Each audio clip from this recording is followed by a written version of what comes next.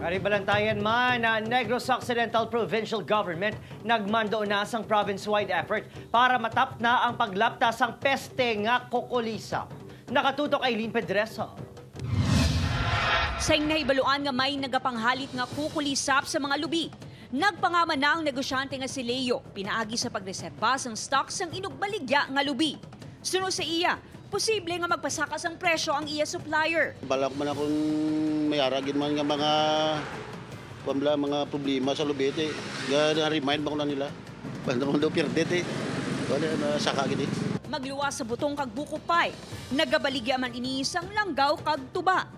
Ang manugbakal naman nga si Myla, nagalaom nga hindi lang magmahal ang presyo sang langgaw. Lailang sabor. Mabalaan mo din.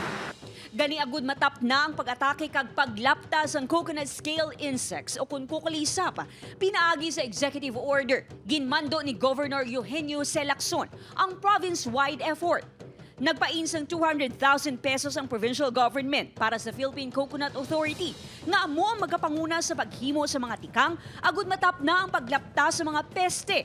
Upod ang LGUs kag Office of the Provincial Agriculturist. Naglabot na sa masobra 1,000 ka puno sang lubi ang ginpaidalom sa Pronig. O kung pag-utod sang paklang sang lubi nga ginatapikan sang kukulisap.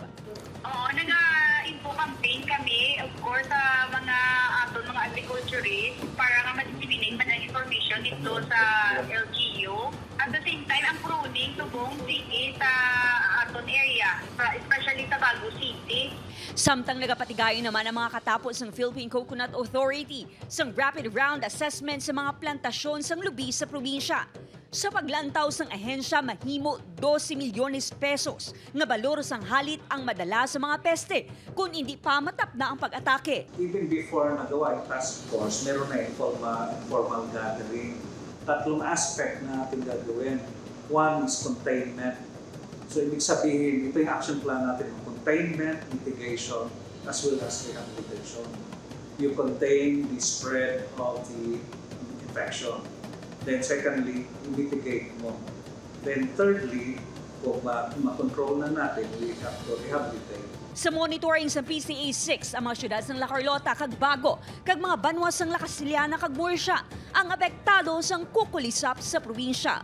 Aileen Pedreso para sa GMA Regional TV Early Edition.